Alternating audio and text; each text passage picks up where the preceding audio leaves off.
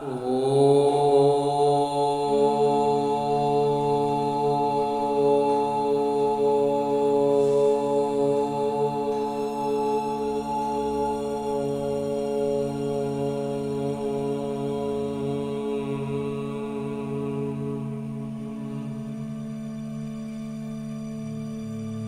शांति।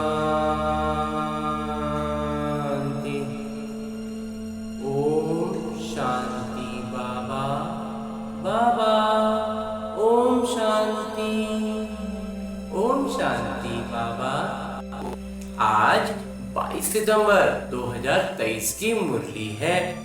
बाबा कह रहे, मीठे बच्चे, पद का आधार पढ़ाई पर है, पढ़कर फिर पढ़ाना है, गली गली में जाकर बाबा का परिचय देना है। हाँ जी बाबा। और आगे मेरे बाबा प्रश्न पूछ रहे हैं कि तुम बच्चों को किस इच्छा से परे रहकर सेवा में लगे रहना है। सेवा में लगे रहना है, लेकिन कोई इच्छा नहीं रहे, विशेष करके वो इच्छा कौन सी है, वो उत्तर बतलाते हैं बाबा कि तुम रहमदिल बच्चे हो, तुम्हें किसी से पैसा लेने की इच्छा नहीं रखनी है। बिल्कुल नहीं बाबा। इस इच्छा से परे रहकर दान करने की सेवा में, दूसरों को आप समान बनाने में लगे रहना है। बुद्धि में रहे, जिसकी तकदीर में होगा वो बीज अवश्य बोएंगे। अगर कोई वाचा या कर्मणा सेवा नहीं कर सकते हैं तो धन से भी सहयोगी बनते हैं। गरीब बच्चे तो चावल मुट्ठी देकर महल ले लेते हैं। जिनके पास अगर लौकिक धन बहुत है और वो तन मन से उतना सेवा नहीं कर पा रहे, तो बाबा कहते हैं वो धन से भी सेवा करते हैं। गीत है प्रीतम आन मिलो। ओम शांति। प्रीतमाओं के लिए एक ही पुकार काफी है। अब ये किसने पुकारा और किसको, ये तो सिर्फ तुम बच्चे ही जानते हो, क्योंकि तुमने बाबा द्वारा बाबा को जाना है। ब्रह्मा बाबा द्वारा शिव बाबा को जाना है। तो फादर शोज सन, तो पुत्र क्या करते हैं, पिता का प्रतिनिधित्व करते हैं। फिर सन शोज फादर, फिर पिता भी वही करते हैं। पिता अपने बच्चों से ही तो झलकते हैं। तो ऐसा कायदा है। अब प्रीतमाएं सब प्रीतम को पुकारती हैं। गीत तो श्री कृष्ण के लिए गाया हुआ है। सबकी श्री कृष्ण के साथ प्रीत तो है ही। श्री कृष्ण के भक्त समझते हैं श्री कृष्ण ने राजयोग सिखाया था। वास्तव में प्रीतम सबके एक ही हैं। सर्व पतितों को पावन बनाने वाले वो एक ही हैं। निराकार को ही याद करते हैं, परंतु परम पिता परमात्मा को फिर यथार्थ रीति जानते नहीं। जान जाएंगे तो गलत राहों में फिर उलझेंगे नहीं। तो निराकार का यथार्थ अर्थ क्या है, सो नहीं जानते। बाबा ने समझाया है, वास्तव में एक ही राम है। हे प्रभु, हे ईश्वर, ओ गॉड, हे अल्लाह, सब एक को ही पुकारते हैं। कोई जिस्मानी मनुष्य या देवता को नहीं पुकारते। बुद्धि निराकार की तरफ चली जाती है। गॉड फादर सभी के एक ही हैं, परम पिता एक ही हैं। तो समझते हैं कि हम सब भाई भाई हैं, परंतु आत्माओं के रूप में हैं। भाई भाई तो है, लेकिन आत्मा के रूप में है। इस बात को भूलने लगते हैं। यूं तो हर एक अपने अपने धर्म का है। अपने धर्म के भाई बहन भी लड़ते रहते हैं। तो अगर वैसे देखेंगे तो अपना ही धर्म में भी लोग लड़ते हैं। तो जब सभी दुखी होते हैं तो बाबा कहते हैं, मुझे याद करो, क्योंकि सर्व का पतित पावन मैं ही हूँ। क्योंकि दुखी होंगे तो फिर अपने धर्म का है कि अपने कहाँ का है, वो चीज खत्म हो जाती है। वो दुख इतनी भीतर तक चला जाता है कि फिर सिर्फ दुख ही दुख बचता है। दुख की भी वही स्थिति है, एक दुख दो दुख फिर बढ़ता चला जाता है वो। तो प्रीतम तो सब प्रीतमाओं के एक ही हैं। सजनी साजन को याद करती है, प्रीतमाएं याद करती हैं। प्रीतम आन मिलो। आत्मा याद कर रही है, जिया बुलाए। बुलाने वाली तो आत्मा है ना, शरीर तो है नहीं। जीवात्मा जीवात्मा से बात करती है। दुनिया में मनुष्य तो देह अभिमानी होने के कारण अपने को शरीर समझते हैं। तुम बच्चों को ये पक्का समझना है कि जीव की आत्मा बुलाती है, आत्मा प्यार करती है, शरीर से प्यार नहीं करता। आत्मा शरीर धारण करती है। इस समय का प्यार भी अशुद्ध, अभी तो जो प्यार भी है ना वो पूरा अशुद्ध प्यार है। देवी देवताओं का प्यार तो बहुत शुद्ध होगा ना। मनुष्य समझते हैं प्यार विकार को ही होता है, विकार का मतलब, प्यार का मतलब विकार ही जानते हैं, परंतु सतयुग में प्यार है लेकिन वहां कोई भी विकार नहीं होता। बहुत बहुत प्यारी बात है ये। अभी जो प्यार इतना अशुद्ध हो गया है ना कि प्यार का मतलब हम विकार समझते हैं, जबकि वास्तविकता ये नहीं है। बाबा तुम बच्चों को 21 जन्मों के लिए इन विकारों से बचाते हैं। ये बाबा का प्यार में जैसे ही आते हैं ना, इन विकारों से बुद्धि हटने लगती है, उसी में समझ में आने लगता है कि वास्तव में प्यार और विकार बिल्कुल अलग अलग चीजें हैं। तो जो सतयुग में जब सर्वगुण संपन्न हो जाएंगे, अभी तो हम संपन्न बनने की राह पर भी शुरू किए चलना, तब हमें ये बातें स्पष्ट समझ में आ रही हैं। तो जो संपूर्ण बन चुके रहेंगे उनके लिए तो फिर विकार की जगह ही नहीं होगी। तो तुम ये बातें किसी को बैठ समझाओ तो सुनकर बड़े खुश होंगे। अंजी बाबा, तुम कहते हो बाबा सेवा नहीं होती है, परंतु सेवा के तरीके तो बहुत बताते हैं। अभी दशहरा आता है, देवियों की पूजा भी सब जगह होती है, तो वहां भी जाकर समझाना चाहिए, बाबा की पहचान देनी चाहिए। वो है परमपिता परमात्मा निराकार बाबा। हम आत्माएं भी मूल वतन में रहती हैं। वतन घर को भी कहा जाता है। हम आत्माओं को पिता भी वहां परम धाम में रहते हैं। बाबा बच्चों को भेज देते हैं। ये भी नाटक अनुसार ऑटोमेटिकली चलता रहता है। ये सब कुछ नाटक में है सारी बातें, तो उनको भी अपने समय पर आना पड़ता है। एक पिता है, बाकी सब आत्माएं हैं। ये है मनुष्य सृष्टि। उनमें दैवी गुण वाले मनुष्य लक्ष्मी नारायण थे सतयुग में, बाकी कोई 8-10 भुजा वाले मनुष्य होते नहीं। ये कहां से आए? अब वो कैसे आ सकते हैं? 8-10 भुजा वाले आदमी कैसा हो सकता है? तो पूजा जहां होती है वहां तुमको इनोसेंट होकर जाकर पूछना चाहिए। वहां एकदम मासूम बन जाना है और एकदम जैसे हमको कुछ भी मालूम नहीं है, तब बाबा कहते हैं वैसा बन करके जाके पूछो कि ये क्या है। रुद्र यज्ञ भी बहुत होते हैं, तो वो बता नहीं पाएंगे कि उनके इतिहास क्या है, उनको राज्य कैसे मिला। सारी बातें जो अभी हमें बाबा बता रहे हैं ना, वो कोई बता ही नहीं सकता है ना। तो उनको पूछेंगे तो शायद उनकी बुद्धि चलना शुरू करेंगे, तो बुद्धि में कुछ उन सब बातों पर विचार ही नहीं करते हैं। बहुत कई बार हम भक्ति मार्ग में तो साहूकार लोग यज्ञ आदि बहुत कराते रहते हैं। तुम कहीं भी रमण कर सकते हो, तुम रमता योगी हो।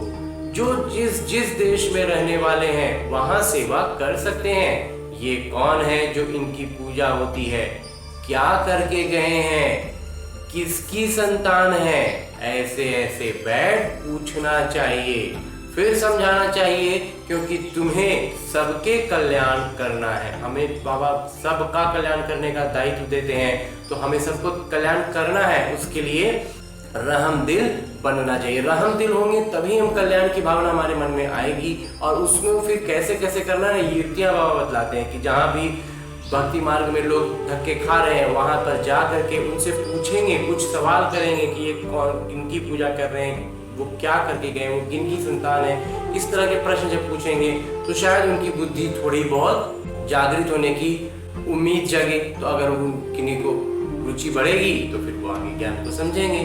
तो मुफ्त पैसे बर्बाद करते रहते हैं। ऐसे क्या होता है, पैसे इधर उधर बर्बाद होते रहते हैं, लेकिन भक्ति मार्ग में तो काफी बर्बाद होते हैं। लेकिन जब इधर आते हैं तब पूरा ज्ञान स्पष्ट समझ में आने लगता है। बच्चों के लिए सेवा तो बहुत है। अभी दशहरा आता है, उस पर समझाना चाहिए कि रावण को क्यों जलाते हैं, रावण का राज्य कब से कब तक चला, फिर विष्णु का राज्य कितना समय चला। ये है ब्रह्मा का दिन और ये है ब्रह्मा की रात। को सरकार को जाकर समझाना चाहिए, बरोबर अब रावण राज्य है ना। तो वो है विष्णु संप्रदाय अथवा दैवी संप्रदाय, ये आसुरी संप्रदाय। तो बड़ों बड़ों को जाकर समझाना चाहिए, चित्र भी ले जाना चाहिए, कोशिश करनी चाहिए कि ऐसे बाण मारें जो नाम बाला हो जाए। बनारस में बहुत बड़े बड़े टाइटल मिलते हैं सरस्वती आदि के। अब सरस्वती तो है जगदम्बा, भारतवासी सब जगदम्बा को मानेंगे। जगत को रचने वाली तो जरूर पिता भी होंगे, तो जगत पिता ब्रह्मा और जगत अम्बा सरस्वती कहते हैं ना। तो सरस्वती भी ब्रह्मा की बच्ची हैं, ब्रह्मा की मुख वंशावली हैं। ब्रह्मा को फिर रचने वाले कौन? गाया जाता है शिव परमात्माए नमः, वो हो गए देवताए नमः। तो जो देवताओं का रचयिता वो शिव परमात्मा हो गए, उनसे वर्षा मिला होगा। तो तुम बच्चों को समझाने निकलना पड़ेगा, तो हम बच्चों को फिर समझाना होगा ना फिर और आत्माओं को। तो जो जो अच्छे समझदार हैं उन्हें सेवा करनी चाहिए। बाबा तो गली गली में नहीं जाएंगे, ये बच्चों का काम है। तो सेवा नहीं करते हैं तो समझेंगे सेवा योग्य नहीं है, तो पद भी ऐसे ही पाएंगे।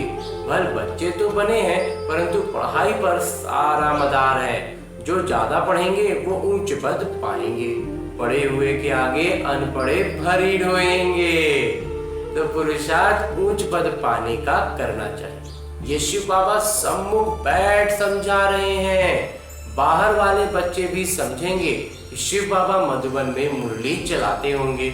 मुरली नहीं आती है तो बच्चे हैरान हो जाते हैं, सोचते हैं शिव बाबा की मुरली क्यों नहीं आई, क्योंकि शिव बाबा की मुरली से ही हमारा जन्म हीरे जैसा बनना है। हाँ जी बाबा, मुरली तो रोज सुनना चाहिए। 7 रोज की मुरली भी अगर किसी के पास जाए, वो बैठ पढ़े तो कितनी खुशी मिल जाए। पढ़ना जरूर चाहिए। कोई भी लूला लंगड़ा गूंगा भी ये पढ़ सकते हैं। कैसे भी बुखार में बीमारी में भी मुरली जरूर पढ़नी चाहिए। तुम सिर्फ बोलो तुमको 2 पिता हैं, तो जिसे वर्षा लेना होगा ना वो उसी समय इन 2 अक्षरों को भी समझ जाएंगे। ये ज्ञान ही ऐसी सहज है, बहुत सहज ज्ञान है। तो बाबा को याद करने से सारा चक्र बुद्धि में आता है। जितना बुद्धि में चक्र फिराएंगे तो चक्रवर्ती बनेंगे। बाबा कहते हैं जो मेरे भक्त हैं अथवा लक्ष्मी नारायण आदि को मानने वाले हैं, उन्हों को समझाओ कि तुम ही देवी देवता थे, 84 का चक्र लगाया, अब फिर देवता बनो। ये बाबा श्री लक्ष्मी नारायण के भक्त थे ना, पुजारी से फिर पूज्य बनते हैं, तो लक्ष्मी नारायण पूज्य है ना। तो तुम लक्ष्मी नारायण के मंदिर में जाएंगे, कहेंगे कल इनकी पूजा करते थे, आज हम वो बन रहे हैं। तो समझाना तो बड़ा सहज है। तुम बच्चों को रहम दिल बनना है, बहुत युक्ति से समझाना है और मन में बहुत ज्यादा रहम की भावना रखनी है, क्योंकि वो जो जिनको समझा रहे हैं वो अपने आत्मा के संस्कारों के पूरी तरह से वशीभूत हैं। तो जिसको सेवा का शौक होगा ना, वो सिखलाने वाली ब्राह्मणी का साथ पकड़ेंगे, हमको बैठ समझाओ। जिनको बहुत ज्यादा उत्सुकता रहेगी ना, वो फिर जो दीदी होती है, ब्राह्मणी होती है, उनको फिर बोलेंगे कि नहीं हमको बताइए, समझाइए, ये भला क्या हुआ, ये कैसे हुआ। तो तुम खाते हो शिव बाबा के भंडारे से, तो शिव बाबा की सेवा करनी पड़े ना। अंजी बाबा तो सभी शिव बाबा की भंडारी में डालते हैं, समझते हैं हम शिव बाबा की भंडारी से खाते हैं। तो मनसा वाचा कर्मणा सेवा करनी चाहिए। तो भंडारी में सिर्फ बाबा कहते हैं सिर्फ धन डालने से नहीं होगा, मनसा वाचा कर्मणा सब सेवा होनी चाहिए, तब भंडारी में भरेगा। तो यहाँ तुमको कितना मजा आता है, वो मजा घर में आ न सके। मनसा सेवा भी करनी है, याद करना है, पवित्र बनना है, शंख ध्वनि भी करनी है। कर्मणा कोई भी यज्ञ सेवा करनी है। शुरू में मम्मा बाबा भी बर्तन मांजते थे, गोबर के क्षणे कंडे बनाते थे, गोईठा बोलते थे कि क्षत्रिय भाषा में, वो गोईठे भी बनाते थे। तो देह अभिमान तोड़ने के लिए सब करते थे। अभी फिर बहुतों में दिन प्रतिदिन देह अभिमान बढ़ता जाता है। यज्ञ का खाते हैं तो सेवा भी करनी चाहिए। बाबा को याद करने से विकर्म विनाश होंगे। सर्वव्यापी कहने से विकर्म विनाश कैसे होंगे? सर्वव्यापी कहने से तो बुद्धि का योग लग ही नहीं सकता।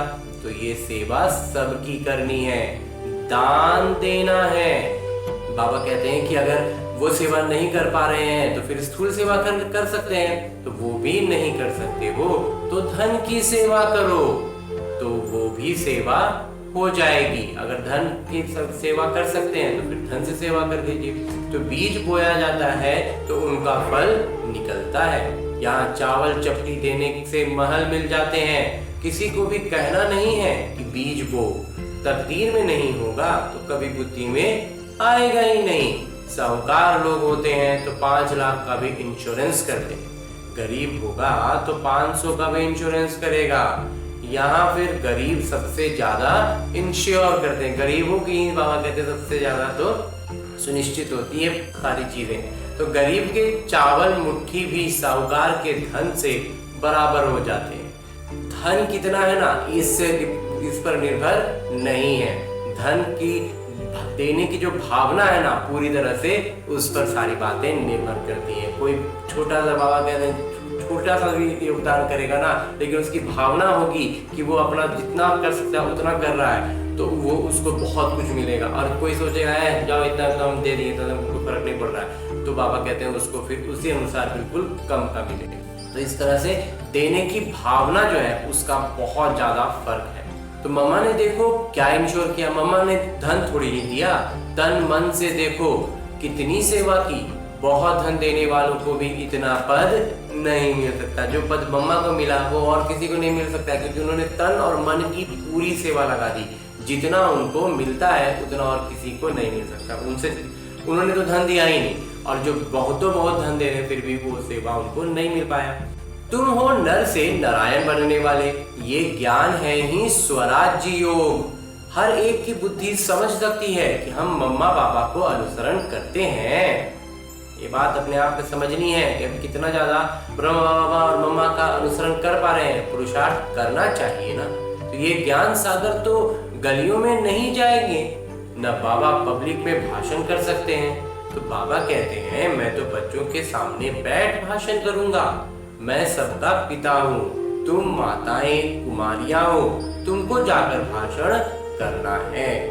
फिर भी तुम ब्रह्मा कुमार कुमारी हो। अभी जगत अम्बा पर कितना बड़ा मेला लगता है, कुछ तो सेवा करके गई है ना। तुम बतला सकते हो कि वहां बहुत सेवा कर सकते हो। सेवा योग्य बच्चे आप ही सेवा करते रहेंगे। जिनको सेवा की भावना रहेगी ना, वो बाबा कहते हो वैसे ही सेवा करते रहेंगे। तो जो आप ही सेवा करें सो देवता। सुबह को जाओ रात को लौट आओ, सेवा करने की हिम्मत चाहिए। बहुत अच्छे बच्चे हैं, परंतु कोई ना कोई बंधन में है। रुद्र ज्ञान यज्ञ में अबलाओं पर अनेक प्रकार के विघ्न पड़ते हैं, वास्तविकता में देख रहे हो। तो बाबा से यदि वर्षा लेना है तो सेवा में तत्पर रहना है, श्रीमत पर चलो। हाँ, लौकिक माँ बाप आदि हैं तो उनकी सेवा भी करनी है, साथ साथ ये सेवा भी करनी है। बॉम्बे में भी अम्बा के मंदिर बहुत जाते हैं, वहां भी जाकर सेवा कर सकते हो। हाँ, ऐसे जो सेवा करेंगे उनको सरकार भी शरीर निर्वाह अर्थ देने के लिए तैयार है। यदि कुछ भी समझने वाले नहीं हैं, फिर भी मेहनत करो, कोई ना कोई निकल आएगा। सर्जन बहुत चाहिए। यहाँ पर जो बाबा कहते हैं ये रूहानी जो अस्पताल है ना, इसमें सबसे कोई भी अस्पताल किस पर निर्भर होता है, वहाँ के डॉक्टर्स पर। तो बाबा कहते हैं कि डॉक्टर जो है ना वो बहुत चाहिए। डॉक्टर अच्छे होंगे तब तो अस्पताल में मरीजों का इलाज अच्छा होगा। तो इसलिए बाबा कहते हैं कि सर्जन बहुत चाहिए। तो तुम हो अंधों की लाठी, तुम बच्चों के लिए सेवा तो ढेर है, तुमको कोई से पैसे आदि लेने की इच्छा ही नहीं है। तुमको तो रहम दिल बनना है। रहम दिल बाबा के बच्चे भी रहम दिल, जब बाबा मेरे रहम दिल है तो हम भी तो रहम दिल रहेंगे। तो जो बहुतों को मार्ग बताएंगे वो पद भी ऊंचा पाएंगे। सुनते तो बहुत है ना, यहाँ से गए तो फिर भूल जाते हैं। नंबरवार धारणा करते हैं, धारणा में भी क्रमशः हो जाते हैं। कोई अच्छी धारणा में रहते हैं, कोई उतनी धारणा नहीं कर पाते। तो इसमें बड़ी अच्छी मेहनत करनी चाहिए, धारणा में बहुत मेहनत करनी चाहिए। उससे व्यक्तित्व हमारा ऐसा निखरता है कि फिर बोलने की और समझाने की उतनी आवश्यकता नहीं पड़ती जितना हमारा व्यक्तित्व सेवा कर देता है। तो 21 जन्मों का राज्य भाग्य मिलता है। कम बात थोड़ी ही है, नहीं बाबा, बहुत बड़ा बात है। तो जैसे सरकार कहती है सोना हराम है, बाबा भी कहते हैं नींद को जीतने वाले बनो, रात को भी कमाई करो।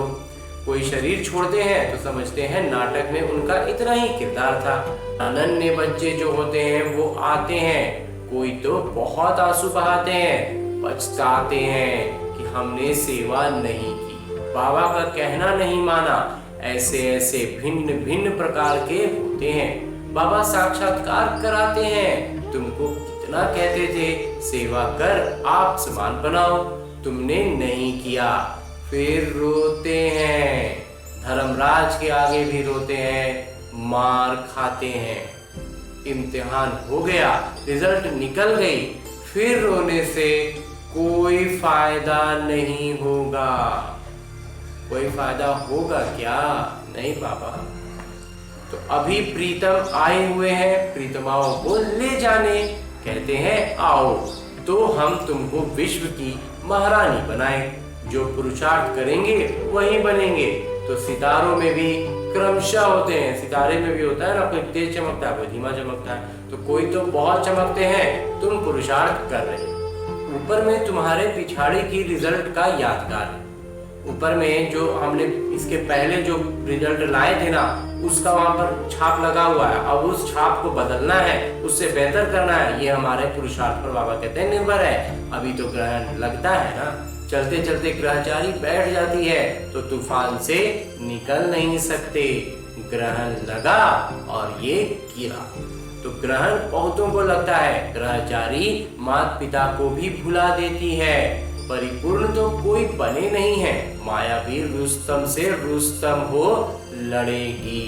जो रुस्तम बनने लगेंगे उसको फिर वो रुस्तम बन के लड़ेगी। तो माया भी अपना पावर बढ़ाते चला जाता है, जितना ज्यादा हम अपने पुरुषार्थ में आगे बढ़ते जाते हैं। तो इस बात का हमें पूरा ध्यान रखना है कि ऐसा नहीं कि जो जिस स्तर की माया से लड़ करके हमने अपने आप को एक स्तर ऊपर किया तो हमें उस स्तर के माया नहीं मिलेगी, उससे ऊपर स्तर की माया फिर आएगी हमारे सामने। क्योंकि बाबा कहते हैं अभी तक हम परिपूर्ण बने नहीं हैं, तो जब हम परिपूर्ण बन जाएंगे तो फिर ये कहानी खत्म हो जाएगी, हम नए जन्म में चले जाएंगे। अच्छा, मीठे मीठे सिकिलते बच्चों प्रति माता पिता बाबा का याद प्यार और आशीर्वाद। रूहानी बाबा की रूहानी बच्चों को नमस्ते। हम रूहानी बच्चों की ओर से रूहानी बाबा को याद प्यार और प्रणाम। धन्यवाद बाबा, धन्यवाद, बहुत बहुत बहुत धन्यवाद बाबा। मुरली के लिए भी धन्यवाद और इस अनूठे अलौकिक ब्राह्मण जीवन के लिए भी बहुत धन्यवाद बाबा, बहुत धन्यवाद। धारणा है कि रमता योगी बन सेवा करनी है, मनसा वाचा कर्मणा किसी भी प्रकार की सेवा में व्यस्त जरूर रहना है। रात को जाग कर कमाई करनी है, नींद को जीतने वाला बनना है। मुरली किसी भी परिस्थिति में जरूर पढ़नी है, मुरली छोड़नी कभी नहीं है। और आगे मेरे बाबा वरदान दे रहे हैं। वरदान देते हुए मेरे बाबा कहते हैं, अल्पकाल के संस्कारों को अनादि संस्कारों से परिवर्तन करने वाले वरदानी महादानी भव। अल्पकाल के संस्कार जो न चाहते हुए भी बोल और कर्म कराते रहते हैं, इसलिए कहते हो मेरा भाव नहीं था, मेरा लक्ष्य नहीं था, लेकिन हो गया। कोई कहते कि हमने क्रोध नहीं किया, लेकिन मेरे बोलने के संस्कार में ही ऐसा है। तो ये अल्पकाल के संस्कार भी मजबूर बना देते हैं। अब इन संस्कारों को अनादि संस्कारों से परिवर्तन कर दो। हमारा जो मूलभूत, हमारा जो आधार जो है हमारा संस्कारों का, प्रेम का, शांति का, उनसे बाबा कहते हैं उसको एक्सचेंज कर दो, हटा देना है और वो उसके जगह पर अपना शांति, प्रेम, ये संस्कार उभारने हैं। तो आत्मा के अनादि वास्तविक संस्कार है सदा संपन्न, सदा वरदानी और महादानी। और अंत में स्लोगन है, मुरली का उपदेश है कि परिस्थिति रूपी पहाड़ को उड़ती कला के पुरुषार्थ द्वारा पार कर लेना ही उड़ता योगी बनना है। कोई भी परिस्थिति कितना भी पहाड़ हो, बाबा कहते हैं जब उड़ने लग जाएंगे तो वो सब नीचे रह जाएंगे। तो हमारी स्थिति ऐसी होनी चाहिए, हमें पूरी तरह से आत्म अनुभूति में रहते हुए अपने जीवन के हर कार्य को करने का अभ्यास करना है। छोटे छोटे कामों से शुरू करेंगे और धीरे धीरे हर बड़े बड़े कामों को भी हम बाबा की स्मृति में रहते हुए अपने आप को आत्मा समझते हुए कार्य करते चले जाएंगे।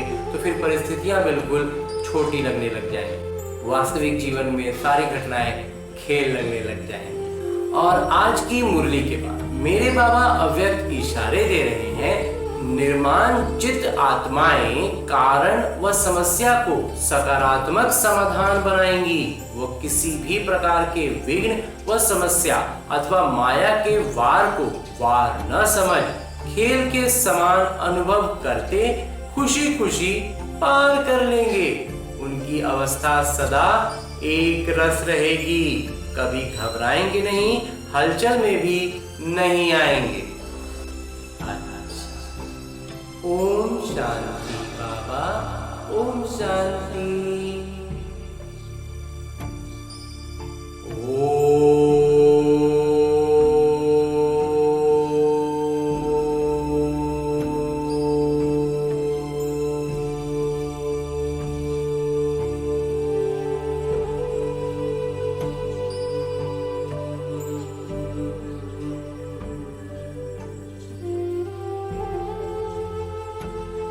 शांति।